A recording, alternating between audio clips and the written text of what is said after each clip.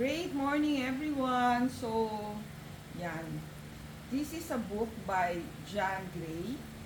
Ito po yung binabasa natin na share natin sa inyo for the past years, no? So, ito naman is Men Are From Mars, Women Are From Venus. So, medyo matagal na po sa atin yung book na to. So, parang, I'm not sure kung nabasa na natin, but we are reading it again.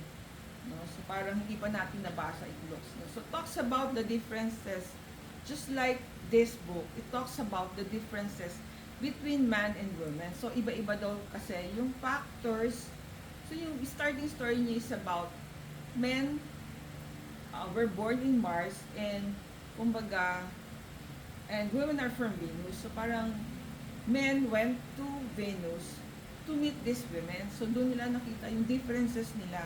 So at the start, they lay the roads, but eventually, hindi pa rin sila magkasundo. So parang, through the book, I think he will be discussing yung different challenges natin ng men and women. So sabi niya nga, there's a complex question to which there are many answers, ranging from biological differences, parental influence, education, birth order, pati birth order, to cultural conditioning by society, media, and history.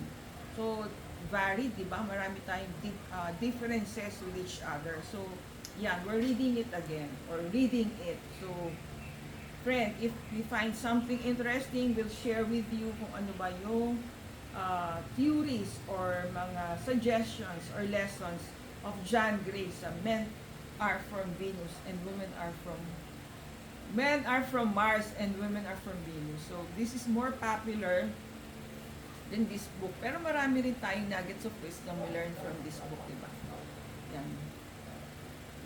Wait for our future vlog on this book. Stay safe, everyone. God bless you all. Thank you for watching. See you on our next video.